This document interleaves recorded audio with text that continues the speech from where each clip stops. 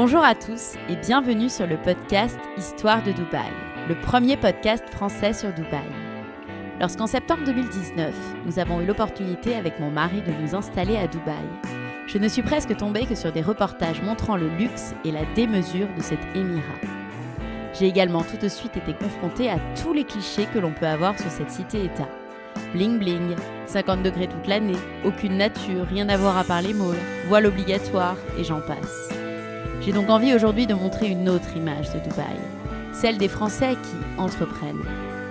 Avec l'exposition universelle 2020 ou encore le musée du futur dont l'accent est mis sur l'innovation autour des défis du changement climatique, j'ai le pressentiment que Dubaï a encore de belles années devant elle. Et grâce à mes invités, j'ai envie de vous donner les clés pour qu'à votre tour, vous puissiez tenter votre chance. Je m'appelle Laura Pouliken et je suis également fondatrice du podcast L'Aléa sur la prise de risque et auteure du site lawfromparis.com. Si vous voulez en savoir plus sur Dubaï, je vous invite à vous abonner au podcast et à me suivre sur Instagram à lawfromparis. Et si le podcast vous aide rien qu'un peu, n'hésitez pas à en parler à vos amis, votre famille, à le noter et à le commenter. Petite news, pour les passionnés de podcasts et ceux qui rêveraient de créer le leur, j'ai créé la formation dont j'aurais rêvé avant de me lancer. Au programme, comment créer votre podcast et votre identité de marque de zéro au lancement. Aujourd'hui, je suis avec Karim Al-Sudani, spécialisé dans la création d'entreprises aux Émirats. Bonjour Karim. Bonjour Laura. Je suis ravie de te rencontrer aujourd'hui. On s'était de même. déjà parlé au téléphone puisque je t'avais appelé justement concernant la création d'entreprises. Aujourd'hui, si je t'ai invité sur le podcast Histoire de Dubaï, c'est parce que je reçois beaucoup de questions au quotidien sur justement des questions relatives à l'entrepreneuriat à Dubaï. Et vu que c'est ta spécialité, on va creuser le sujet ensemble. Ouais, Est-ce que tu peux déjà commencer par te présenter, s'il te plaît? Donc, depuis combien de temps tu es à Dubaï, ton métier? Bien sûr. Moi je suis émirati, donc franco-émirati. Donc mon père est émirati et ma mère est française. Je suis né en France, grandi à Paris et en fait on s'est définitivement installé aux Émirats en l'an 2000. Et en ce moment, ce que je fais, c'est que je me suis spécialisé dans l'accompagnement et le consulting des startups et toutes entreprises qui veulent s'installer aux Émirats. Et on y reviendra plus en détail plus tard, mais effectivement, pour toutes les sociétés en mainland, il leur faut un Emirati sponsor, donc soit un service local agent ou soit un partenaire à 51%, et c'est là où justement je rentre en jeu. D'accord, très bien. Et on entend souvent que Dubaï, c'est le paradis des entrepreneurs, que c'est un paradis fiscal. Et je me posais la question, est-ce que c'est toujours le cas aujourd'hui ou est-ce que l'âge d'or de Dubaï est un petit peu révolu ou tend à reprendre Il faut déjà savoir que, l'âge d'or, il y a toujours eu des hauts et des bas. Faut pas oublier qu'il y a eu la première guerre du Golfe en 91, donc le pays s'était complètement vidé quand le Koweït s'est fait envahir par Saddam. Tout le monde a eu peur et tout le monde a quitté les Émirats. Il faut pas oublier qu'après, ça remontait, après il y a eu la crise de l'an 2000, qui était quand même minime, mais ça a quand même fait son impact. Il y a eu bien sûr la grande crise de 2008. Et bien sûr, en 2009, je m'en souviens encore, les gens disaient oui, c'est fini, Dubaï c'est fini, le Golden Age c'est fini, Dubaï deviendra une ghost town, etc. etc. Et puis finalement, en 2012, ça a repris jusqu'en 2014-2015. Et là, c'est vrai qu'il y a un petit ralentissement économique dû justement mondial depuis 2018, plutôt 2019. Et accentué justement par la crise du Covid. Mais dire que c'est fini, non, enfin on n'est pas devin, donc on ne peut pas savoir ce qui va se passer demain, ce qui est sûr. Mais dire que c'est complètement fini, je pense pas. Je pense que c'est une nouvelle page qui se tourne et que comme j'ai eu l'habitude comme j'ai l'habitude de voir ça, c'est qu'en fait il y a des vagues, des hauts et des bas. On est peut-être au plus bas. Mais ce qui est sûr, c'est que je ne pense pas que cela soit complètement fini. D'accord, et que ça va remonter justement Je pense, oui. dans les années Oui. qui viennent, dans les mois qui viennent. Plutôt dans les mois qui viennent. Oui. D'accord, ok. Donc la question que tout le monde se pose, pourquoi créer sa société à Dubaï ? Pourquoi Dubaï et les Émirats au sens large attirent autant de monde ? Pourquoi est-ce que c'est un emplacement tant privilégié ? Alors malgré le ralentissement aujourd'hui, Alors, il faut savoir qu'il y a plusieurs raisons. Donc je vais en évoquer quelques-unes. Juste pour préciser que quand on parle de Dubaï, forcément on parle des Émirats. oui, Donc Dubaï n'est qu'un État parmi les 6 autres. Donc il faut savoir que la capitale c'est Abu Dhabi et Dubaï n'est qu'un État parmi les autres. Mais voilà, pour en revenir à la question pourquoi les gens continuent à s'investir aux Émirats et essentiellement sur Dubaï, je pense que déjà d'une, c'est l'un des seuls et peut-être le seul pays arabe qui arrive à avoir le parfait compromis. Donc ça veut dire le côté fun, branché de la vie moderne, le côté sécuritaire, l'emplacement géographique. Donc il faut savoir qu'on est à entre 5 et 7 heures de l'extrême Asie et entre 5 et 7 heures de l'Europe. Donc ça reste quand même un pays qui est quand même dépaysant par rapport à l'Europe, mais qui n'est pas très loin de l'Europe. Donc ça c'est déjà un facteur. Et il y a aussi d'autres raisons après. Moi j'ai beaucoup de personnes par exemple qui viennent s'installer à Dubaï pour des raisons religieuses. Ça j'en ai beaucoup. Donc j'ai beaucoup de Français de religion, de confession musulmane qui se disent justement pour elles c'est le parfait compromis parce qu'elles ont toute la modernité, le style de vie et le côté musulman. Donc voilà, il y a d'autres personnes, ça sera justement le côté sécuritaire. D'autres personnes, on va pas se le cacher, c'est aussi l'optimisation fiscale. bien sûr. Voilà. Et c'est vrai que du coup, quand on y pense, c'est que les Émirats arrivent à regrouper toutes ces envies, toutes ces demandes-là en fait. Donc c'est vrai que voilà, peut-être que le pays qui pourrait, on se demande toujours pourquoi pas l'Arabie Saoudite, parce qu'effectivement c'est religieux, voilà, mais c'est pas aussi ouvert que les Émirats. Oui, Pourquoi beaucoup pas plus Oman? petit. Voilà, pourquoi pas Oman dans ce cas-là? Oman, le problème c'est que l'économie est un peu au ralenti, Oui. ça a toujours été comme ça.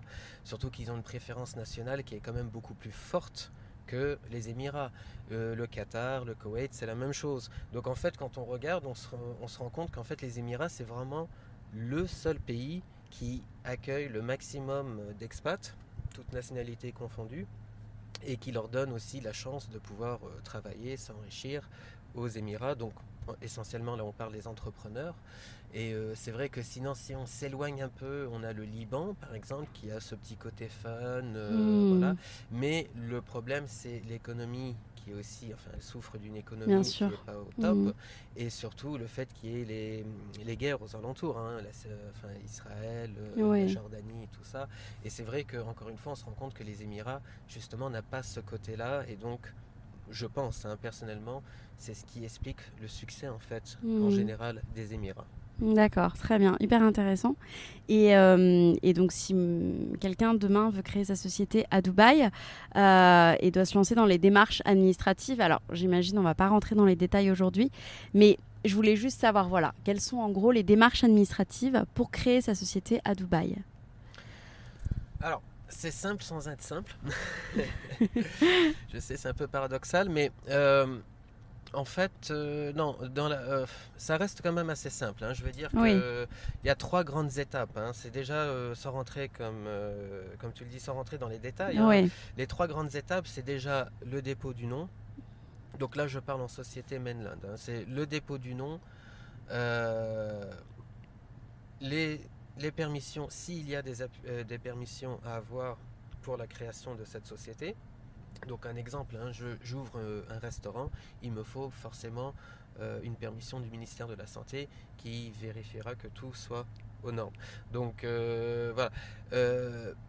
Donc deuxième étape, c'est justement d'avoir les permissions qu'il faut s'il y a besoin. Et troisième étape, c'est l'obtention de la licence. Donc admettons que ça soit une licence consulting. Consulting n'a besoin d'aucune espèce de permission. Et du coup, en 48 heures, c'est fait. D'accord. Donc ça peut aller très vite. Oui. Et est-ce qu'il y a un capital minimum à investir dans la société ? Alors, non. Ce fut le cas avant. Pour les LLC, justement, donc les licences 51-49%, il fallait absolument qu'il y ait un minimum de 150 000 dirhams. Donc il faut le diviser par 4,2 aujourd'hui. Mais voilà, c'était 150 000 dirhams qu'il fallait prouver l'existence de ce fonds. Or, depuis 10 ans maintenant, c'est plus le cas. On le déclare, mais on n'est plus obligé de prouver qu'il y a un capital qui est là en fait. D'accord. Par contre, donc j'ai entendu dire à de nombreuses reprises qu'il faut s'associer avec un émirati, avec un partenaire local lorsqu'on crée une société à Dubaï. Est-ce que c'est vrai ? Justement, alors c'est là où c'est intéressant parce qu'il y a beaucoup de confusion. Il faut, je pense, pour simplifier la chose, il faut... comment dirais-je, il faut séparer le problème en trois. En fait, il y a trois branches de licence. Il y a déjà la première, la free zone. Donc la free zone, l'expat aura 100% des parts et n'a pas besoin d'un sponsor local qui va le sponsoriser. Donc, et quel est l'avantage de cette free zone du coup L'avantage, c'est ça justement, c'est le fait d'être seul. Mais le gros désavantage que beaucoup ne prennent pas en considération, on va dire, c'est que légalement, elles n'ont pas le droit de travailler en B2C, ce qui est du business to client. Elles ne peuvent que faire du B2B, business to business. Et donc, moi, j'ai déjà vu ça, enfin, des gens qui ouvrent en free zone, qui vont du coup travailler dans les Émirats sans avoir les autorisations requises. Et malheureusement, c'est qu'elles se mettent dans des situations qui peuvent les amener à avoir de grosses amendes. Parce que légalement, ça reste interdit. Une free zone est faite pour travailler avec l'extérieur. Donc on pense que voilà, le concept de la free zone, c'est je reçois des biens, je les réexpatrie sans passer par les Émirats. Et donc en fait c'est ça une free zone. D'accord. Et c'est vrai qu'il y a beaucoup de gens qui utilisent les free zones comme pied-à-terre pour ensuite travailler dans les Émirats. Alors elles peuvent le faire, je ne dis pas qu'elles ne peuvent pas le faire, mais dans ce cas-là, il faut qu'elles passent par des sociétés intermédiaires qui vont faire en fait l'intermédiaire entre la free zone et la mainland. Et il faut que, et si par exemple elles veulent absolument être en relation directe avec la mainland, dans ce cas-là, il faut qu'elles ouvrent une deuxième licence, donc autant ouvrir une licence en mainland. D'accord, ok. Et donc voilà, ça c'était la première. Free zone. Après, vous avez les sociétés mainland, et en mainland, il y a deux types de licences. Donc, d'une, vous avez les licences commerciales. Donc, commercial, c'est j'achète un bien, je ne le transforme pas, je le revends avec profit. Donc, ça, c'est du commerce. Commerce, c'est 51-49. Donc, c'est ce qu'ils appellent LLC. Et donc là, effectivement, il faut avoir un partenaire local qui a au moins 51% des parts. Sauf que, encore une fois, parce que moi j'entends souvent des gens me dire oui, mais j'ai pas envie de travailler pour reverser 51% de mes parts, enfin de mes profits à un local. Oui, mais j'ai pas envie d'accumuler de l'argent et puis que s'il y ait 51% de l'argent qui partent, enfin des profits qui partent au local. Alors c'est pas du tout le cas. Il faut savoir que 51-49, donc ça veut dire que le local a 51% des parts sur le capital déclaré de la société. Donc admettons que cela soit 100 000 ou 150 000 dirhams. Mais en aucun cas sur l'equity de la compagnie. Sur les bénéfices. Voilà, sur les bénéfices. Et justement, avant même l'obtention de la licence LLC, il y a un contrat qui s'appelle le MOA, donc Memorandum of Association.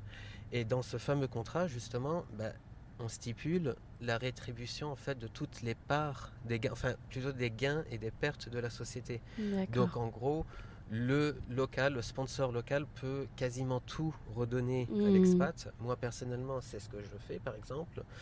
Peut aussi redonner le savoir-faire, donc la propriété, donc que cela soit le savoir-faire, la propriété des biens de la société, donc ça peut être des voitures au nom de la société, des machines et tout ça, mais aussi sur tout ce qui est bancaire. Par exemple, donner le droit à l'investisseur étranger d'ouvrir et signer des contrats sans l'accord du local, ce qui fait que du coup, l'étranger, enfin l'expat, a quasiment tous les droits sur la société sans passer par le local sponsor. D'accord. Et ça, c'est vrai que ça, c'est une notion que beaucoup ne savent pas. Oui. Et du coup, elles ont peur d'ouvrir une LLC. Mais voilà, moi mon travail c'est surtout de leur faire comprendre qu'il n'y a pas de peur à avoir et que tout ça c'est déjà des contrats qui sont déjà préécrits et qu'il faut juste les faire à la Chambre des commerces. D'accord. Et donc le troisième type de licence, donc la dernière qui est la Professional License, donc les licences professionnelles. Donc là on pense par exemple à tout ce qui est école, clinique, menuisier ou réparateur, Ouais. voilà, tout ce qui est professionnel, hein, coiffure, etc. Là, alors, c'est un peu différent. L'expat a 100% des parts et c'est marqué sur la licence. Le local a 0% de parts, mais voilà, l'expat est quand même obligé d'avoir un service. Donc, ils vont l'appeler un service agent, un local service agent. Et en fait, il est quand même obligé, enfin l'expat est quand même obligé d'avoir un sponsor local, mais qui aura automatiquement 100% des parts. Enfin, qui aura, excusez-moi, 0% des parts, et D'accord. l'expat 100% des parts. D'accord. Hyper clair. Est-ce que c'est difficile de trouver un partenaire local?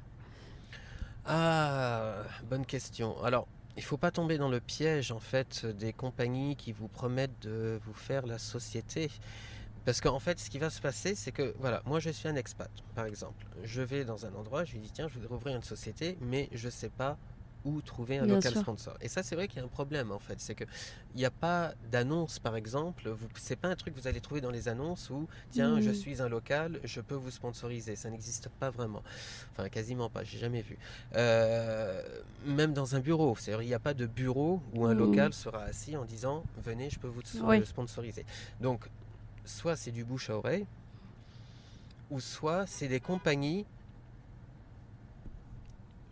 Voilà, soit c'est des compagnies qui en fait vont créer la société et qui eux ont un local sponsor qui travaille avec eux et qui vont justement faire en sorte que cette personne vous sponsorise.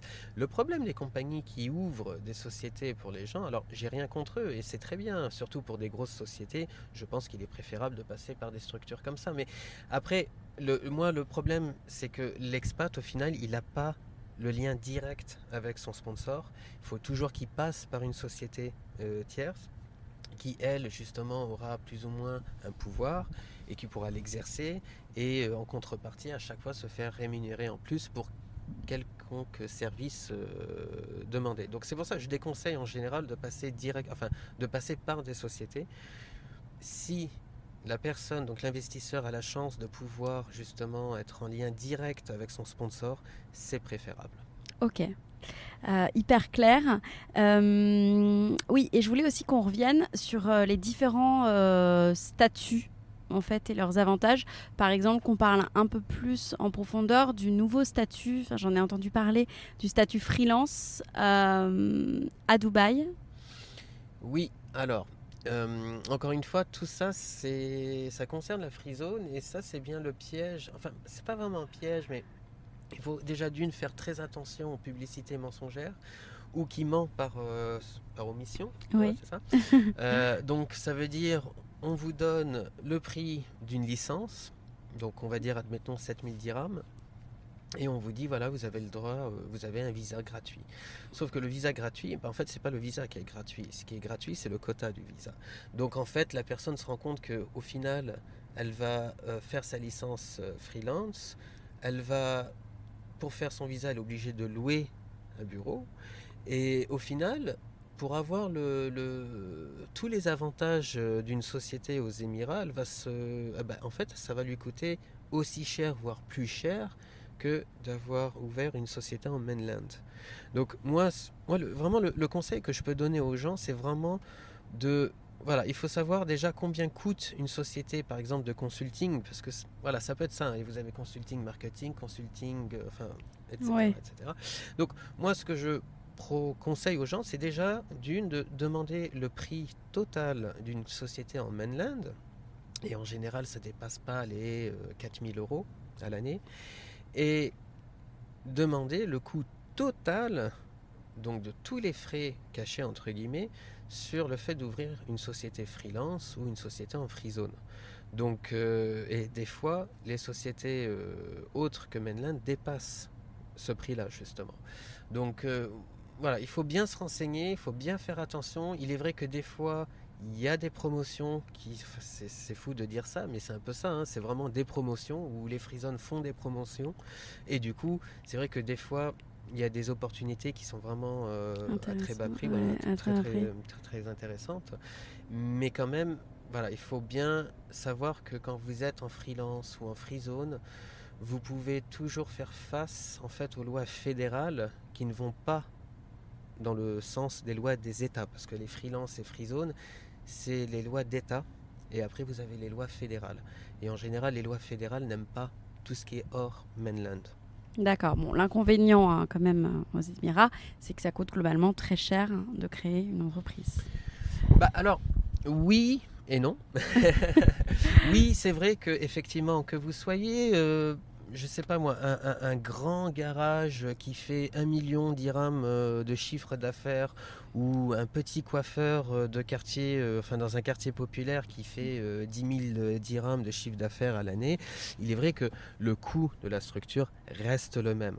Donc en fait, moi je vois plutôt, voilà, il faut déjà savoir, voilà, ouvrir une structure, ça coûte tant. Maintenant, par rapport à ce que vous allez faire, est-ce que ça vaut le coup ou pas? Voilà. Il ne faut pas se dire, tiens, je pense gagner tant en chiffre d'affaires, donc il faut que ma structure me coûte tant. Je pense que c'est vraiment l'inverse. Il faut se dire que ma structure coûte tant, donc il faut que je fasse ce type de chiffre d'affaires, par exemple. Ok, super clair. Quels sont les secteurs en expansion à Dubaï? Est-ce que vous avez un avis dessus? C'est vrai qu'aujourd'hui, on arrive un peu à saturation. Et en expansion, c'est un peu compliqué, hein, parce qu'il faut savoir que les Émirats, c'est déjà 80% en moyenne, enfin, grosso modo, d'expatriés. Et que ces 80%, en fait, c'est une plaque tournante. En fait, ça part, ça vient, ça part, ça vient. Donc, déjà, c'est très dur de faire une étude de marché aux Émirats. Et de là, de savoir quel est le secteur en expansion. Ça reste un peu compliqué. Mais c'est vrai qu'il y a des secteurs quand même qui ne changent pas, hein. Donc ça veut dire que tout ce qui est... Enfin, c'est vrai qu'aujourd'hui il y a un ralentissement général, mais jusqu'il y a encore 2 ans, le secteur c'était la construction. C'était l'immobilier, c'était tout ce qui tourne aux alentours des voitures, hein, réparation et tout ça. C'est vrai qu'il y avait de plus en plus de monde, donc de plus en plus de voitures. Et ça, c'est vrai que c'est un secteur qu'on sous-estime souvent, mais c'est vrai qu'il y a vraiment, il y a quand même beaucoup de voitures aux Émirats. Il faut savoir qu'en général, une une famille, hein, une moyenne, c'est minimum 2 voitures par famille, hein. Donc je veux dire qu'il y a quand même beaucoup de voitures aux Émirats. Donc je pense qu'il y a quand même, c'est vrai, un potentiel sur ce secteur-là. Mais après, il n'y a pas que ça, forcément. Il y a tout ce qui va avec. Donc, sur tout ce qui est côté, par exemple, animaux de compagnie, etc., etc. Mais c'est vrai qu'aujourd'hui, il y a quand même une petite saturation. La saturation la plus flagrante, en fait, c'est le retail. Donc, tout ce qui est commerce. Hein, il y a vraiment une saturation de tout ce qui est vêtements. Ah oui, j'aurais pas pensé. Donc c'est vrai que là, par exemple, vous avez des grands groupes qui font des discounts, des hard discounts jusqu'à 80%, parce que justement, ils n'arrivent pas à écouler les stocks de l'année d'avant. Et c'est vrai qu'il y a une saturation dans le retail. Ça c'est sûr. Mais bon, après, encore une fois, je ne suis pas un grand spécialiste, et il se peut que forcément il y ait des opportunités et tout ça. Mais moi, d'après ce que je vois, c'est vraiment le retail où il y a vraiment une saturation.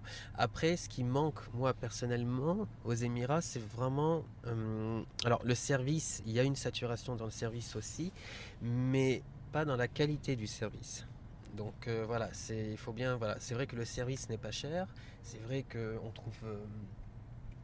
on trouve facilement des gens qui peuvent travailler pour vous et tout ça, mais on ne trouve pas vraiment le côté, la qualité du service. C'est vrai que si quelqu'un peut apporter, par exemple, je sais pas moi, réparateur de clim, c'est bête ça, mais c'est vrai que dans un pays où on allume un climatisateur environ 10 mois de l'année, réparateur de clim, ça peut être un très bon filon, surtout que quand on a une clim qui malheureusement tombe en panne, on a souvent affaire à des gens qui ne parlent pas vraiment bien anglais. qui ne savent pas vraiment ce qu'ils font, qui n'ont pas vraiment de diplôme, qui ne sont pas vraiment très aptes, mais qui le font quand même, et qui font plus du magouillage qu'autre chose. Mais c'est pas cher, donc personne ne râle. Mais c'est vrai que si, par exemple, il y avait, je sais pas moi,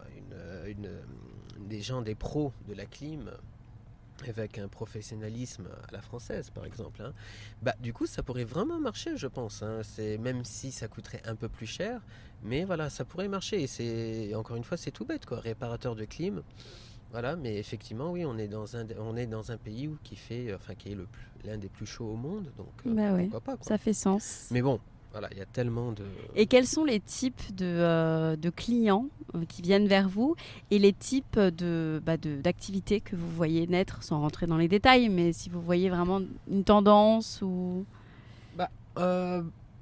En ce moment, j'ai pas mal de clients. Franchement, j'ai de tout. Ça peut être un petit restaurant dans un quartier populaire. Ça peut être des gens qui font du commerce, donc du trading. C'est vraiment une palette assez large. Et je peux pas vraiment vous dire, quel est le type de client que j'ai plus que d'autres. C'est vraiment très mélangé. D'accord. Et une avant-dernière question, et puis on va conclure. Est-ce que vous pensez que c'est le bon moment pour créer son entreprise à Dubaï, ou qu'il vaut mieux attendre un petit peu que le Covid passe Encore une fois, ça dépend du type de business que vous ouvrez. Ouais. Donc c'est sûr que si vous ouvrez dans le domaine du leisure, donc comment on dit ça en français, donc divertissement. Divertissement, c'est peut-être pas le meilleur moment. C'est sûr, avec la crise actuelle, surtout que si l'épidémie repart à la hausse, ils risquent encore de refermer tous les parcs d'attractions et tout ce qui touche à l'amusement et tout ça. Donc c'est peut-être pas le bon moment d'investir dans le divertissement. Mais après, encore une fois, il se peut que la personne peut trouver un commerce à vendre. Donc je sais pas moi, une salle de jeu à vendre à prix défiant toute concurrence, parce que la personne justement a fait faillite, malheureusement pour elle, mais voilà, peut-être a fait faillite à cause de la fermeture prolongée due au Covid. Et du coup la personne derrière qui vient se dit, c'est l'opportunité, c'est pas cher, normalement ça m'aurait coûté 5 fois plus cher, voilà, c'est l'opportunité. Donc encore une fois, tout est possible. Après, c'est vrai que là, pour l'instant, le divertissement, c'est peut-être pas ce qu'il y a de mieux à investir aujourd'hui, peut-être, mais dans ce cas-là, il y a l'alimentaire, parce que c'est vrai qu'avec le Covid, il y a eu une grosse peur par rapport à l'alimentaire. Il faut savoir que les Émirats importent quasiment tout de l'étranger, donc il y a médicaments, nourriture, tout ça.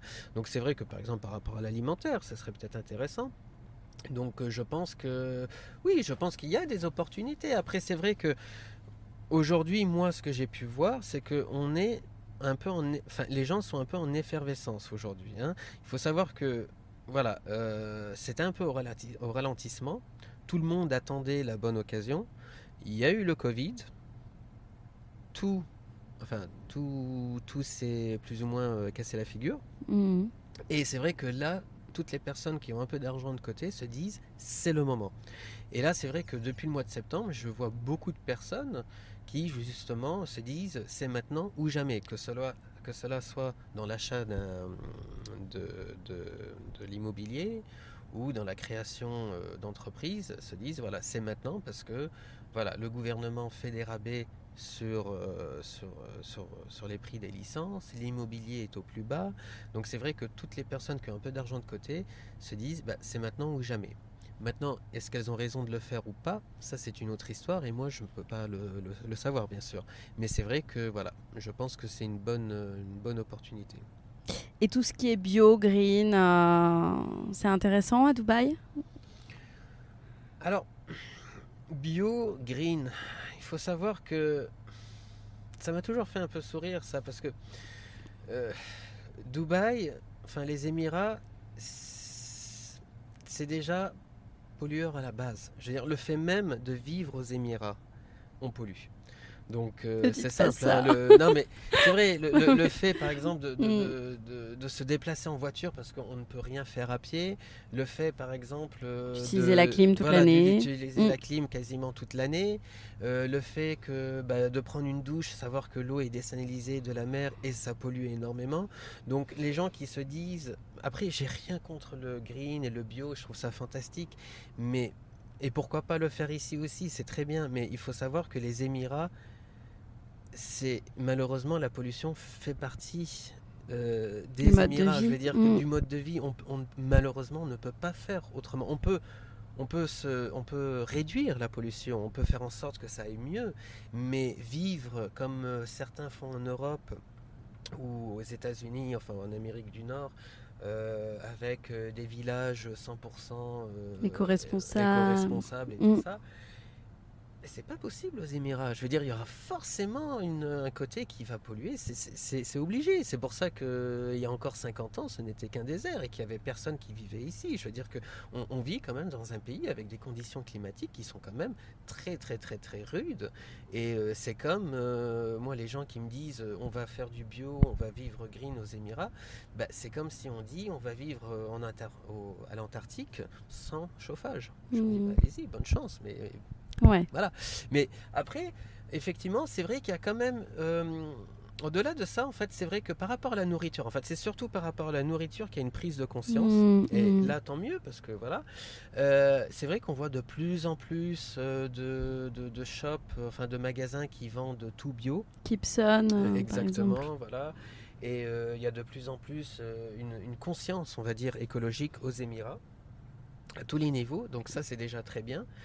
Et pourquoi pas, ça peut effectivement marcher. Donc après, c'est vrai qu'on vit dans un monde qui est quand même assez fantastique parce qu'on a toujours des solutions quand même technologiques qui nous permettent justement de, allez, on va dire, essayer de modifier nos erreurs ou de faire en sorte que ça aille mieux ou de vivre mieux. Donc pourquoi pas, effectivement, certainement. Je pense que si demain quelqu'un a une idée en or qui soit super écologique et productrice, effectivement, ça peut très très très bien marcher aux Émirats. Surtout que le gouvernement est investi un petit voilà, peu. est investi dans la conscience écologique et green, c'est bio. Je veux dire, c'est vraiment voilà, le gouvernement va dans ce chemin-là. Donc effectivement, c'est une option que je trouve très très intéressante. D'accord, merci beaucoup. Et une dernière question qui fait un petit peu sourire, mais c'est vrai qu'on voit de plus en plus d'influenceurs s'installer ici, donc pour ne citer que Nabila, Caroline Receveur. Est-ce que donc vous savez pourquoi et quelles sont les raisons vraiment qui les amènent à venir s'installer à Dubaï? Alors, pour moi, encore une fois, je ne suis pas dans leur tête ni dans leur vie et je ne voudrais surtout pas dire des choses qui sont complètement fausses par rapport à ces personnes-là. Mais on va dire en général, donc sans citer de nom, en général, je pense qu'il y a 3 grandes raisons. Hein. Déjà, c'était la première raison, c'est ce que je te disais tout à l'heure, donc par rapport au mode de vie, hein, le fait que les Émirats soit un pays très sécurisé, avec des lois qui sont quand même bien établies. Avec une vie moderne où on a quand même une qualité de vie qui est quand même très sympa. Donc je pense que déjà ça c'est la première grande raison. Le climat aussi, hein, donc le fait qu'il fasse beau tous les jours, même trop beau. Oui, un petit peu trop beau. Donc voilà, ça je pense que c'est vraiment la première raison. Hein. La deuxième raison, je pense aussi qu'il y a quand même beaucoup de gens qui ont beaucoup d'argent et qui sont prêts justement à dépenser beaucoup, et tant mieux parce que c'est très bien pour l'économie, hein. Je veux dire qu'il faut qu'il y ait des personnes riches qui se disent tiens, demain j'ai envie de m'acheter, je sais pas, un bateau, une robe avec du strass et qui coûte 10 000 € la robe. Mais c'est très bien, comme ça fait marcher toute l'économie et tout ça. Donc c'est vrai qu'il y a quand même encore beaucoup de gens qui sont comme ça aux Émirats, et c'est vrai que le fait d'être influenceur aux Émirats, peut-être que elles y trouvent une clientèle qui est plus adaptée. Je sais pas, franchement, je sais pas, mais peut-être, hein, c'est un avis personnel. Mais de toute façon, même en étant influenceur, ça les empêche pas après de travailler comme elles sont sur le net, de toucher une population qui est en dehors des Émirats. Donc je pense vraiment que c'est vraiment par rapport au cadre de vie. Hein. Et je pense qu'après, une autre raison qui peut-être les pousse à venir ici, c'est surtout l'optimisation fiscale. Il faut savoir que voilà, tout ce que vous gagnez aux Émirats en étant résident français à l'étranger, vous êtes non imposable. Donc du coup, c'est vrai que ça incite quand même beaucoup de personnes à franchir le pas et à se dire, voilà, on pourrait aller dans d'autres pays et être non imposable, mais le cadre de vie ne nous plaît pas, où il y a ça, et se dire, tiens, les Émirats, c'est le parfait compromis, donc on va aux Émirats. Et c'est vrai que je pense que c'est peut-être aussi l'une des raisons qui peut-être aussi les motive à venir ici. Donc je pense par exemple, vite fait, ça m'est revenu comme ça, la chanteuse Diams. Ah oui. Voilà, Diams, qui s'est installée en Arabie Saoudite. Ah oui. Voilà, qui a ouvert sa société, donc il y a environ, si je ne me trompe pas, entre 5 et 8 ans. Elle s'est installée en Arabie Saoudite avec son mari et a ouvert une société de pèlerinage. Peut-être. Voilà. Non, mais pour le voilà, oui. ça se dit comme oui, ça, oui. Voilà, pèlerinage par rapport à la Mecque. Et donc du coup, elle, de ce qu'on voit, c'est que sa raison primaire d'être venue en Arabie Saoudite, c'est vraiment la religion. Donc elle a voulu se rapprocher de la religion musulmane, et du coup maintenant ça fait plus de 5 ans qu'elle habite en Arabie Saoudite. Merci beaucoup Karim De rien, pour toutes ces explications. Je vous en prie. Et à bientôt. À bientôt.